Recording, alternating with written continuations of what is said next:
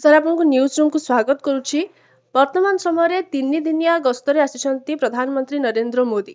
ଯଦି ଦେଖିବା ଗତକାଲି ନରେନ୍ଦ୍ର ମୋଦି ବିଜେପି ପାର୍ଟି ଅଫିସରେ ରୁଦ୍ଧଦ୍ୱାର ବୈଠକ କରିଥିଲେ ଏବଂ ବିଜେପି ନେତାମାନଙ୍କୁ ମନ୍ତ୍ର ଦେଇଥିଲେ ଏବଂ ସେ କହିଥିଲେ ଯେ ତାଙ୍କ ବଡ଼ ପ୍ରସଙ୍ଗ ଥିଲା, ଯାହା କିଛି ସୂଚନା ମିଳୁଛି ଯେ ଲୋକଙ୍କ ପାଖକୁ ଯାଅ, ଲୋକଙ୍କର ସମସ୍ୟା ବୁଝ, ଲୋକଙ୍କ ସମସ୍ୟା ବୁଝି ସମାଧାନ କର।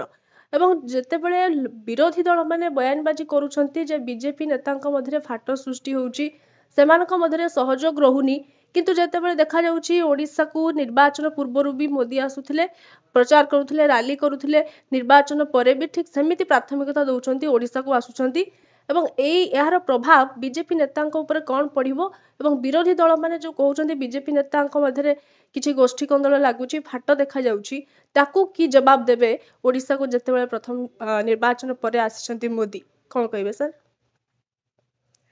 ମୁଁ ଆଶା କରୁଛି ବର୍ତ୍ତମାନ ମୋଦିଙ୍କୁ ଅତିକ୍ରମ କରି ଆଜ୍ଞା କିଏ ଓଡ଼ିଶାରେ କୋଉ ରାଜନୈତିକ ନେତା, ବିଶେଷ କରିକି ବିଜେପି ନେତା, ସେ ଅନ୍ୟ କାହା ବିରୁଦ୍ଧରେ ପୁଣି କିଛି କହିବ, ଏଟା ମୋର ବିଶ୍ୱାସର ବାହାରେ। ଆଜ୍ଞା ମୁଁ ଆଶା କରୁନାହିଁ ସେଟା ସେମିତି ହବ, କାରଣ ଓଡ଼ିଶାରେ ବିଜେପି ର ସେମିତି ଗଣ୍ଡଗୋଳକାରୀ ନେତା କେହି ନାହାନ୍ତି ଯିଏକି ଗଣ୍ଡଗୋଳଟି କରିପାରିବେ ଏବଂ ଏପରିକି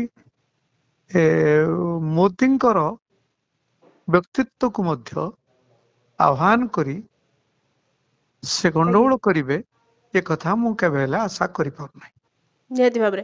ତେବେ ଯଦି ଦେଖିବା ମୋଦି ଯେତେବେଳେ ନିର୍ବାଚନ ପରେ ଆସିଛନ୍ତି ଏବଂ ପ୍ରଚାର କରୁଛନ୍ତି, ସେମିତି ଠିକ୍ ଦବଦବା ଅଛି ନିର୍ବାଚନ ପୂର୍ବରୁ ଯେମିତି ଥିଲା ମୋଦିଙ୍କର ଓଡ଼ିଶାରେ ହାୱା, ନିର୍ବାଚନ ପରେ ବି ଯେତେବେଳେ ଓଡ଼ିଶାରେ ପ୍ରଥମ ଥର କରି ରାଜ୍ୟରେ ବିଜେପି ସରକାର ଆସିଛି, ପୁଣି ଥରେ ଯେତେବେଳେ ଆସିଛନ୍ତି ଓଡ଼ିଶା ଗସ୍ତରେ, ଏବଂ ଏହା ଉପରେ ବିରୋଧୀ ଦଳ ଯଦି କହିବା ବିଜେଡି ଉପରେ କ'ଣ ପ୍ରଭାବ ପଡ଼ିବ?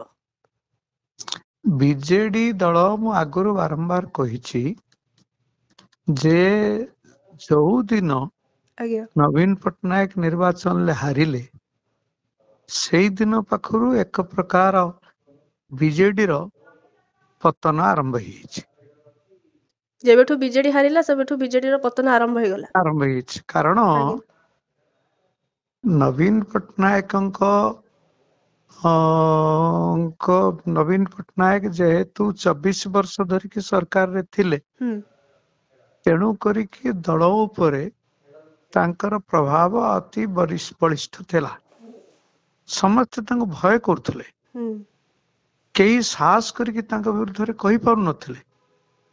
କିନ୍ତୁ ନବୀନ ବାବୁ ଯେହେତୁ ହାରିଗଲେ ଏବଂ ତାଙ୍କର ଆଉ ସେ କ୍ଷମତା ଆଉ ରହିଲାନି, ତେଣୁ ବିଜୁ ଜନତା ଦଳ ଭିତରେ ଅଜସ୍ର ଫାଟ ସୃଷ୍ଟି ହେଲାଣି। ତାଙ୍କର 2 ଜଣ ଏମ୍ପି, ରାଜ୍ୟସଭା ଏମ୍ପି ତାଙ୍କ ଦଳ ଛାଡିକି ବିଜେପିରେ ମିଶିଗଲେଣି।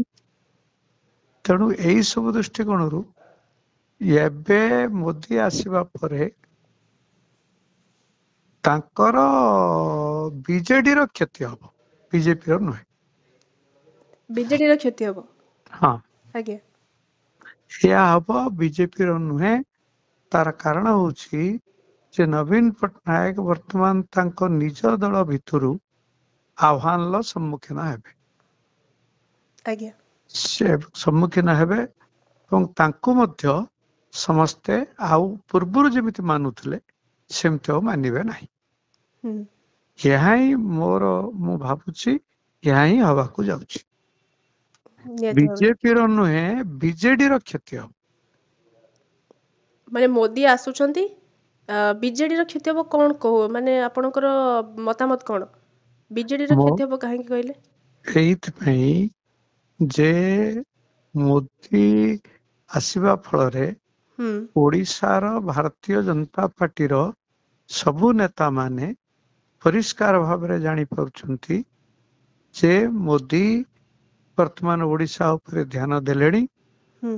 ଅତୀତରେ ଦେଇଥିଲେ, ଏବେ ମଧ୍ୟ ଦେବାକୁ ଲାଗିଛନ୍ତି। ସେଇଥିପାଇଁ ସେ ବାରମ୍ବାର ଆସୁଛନ୍ତି।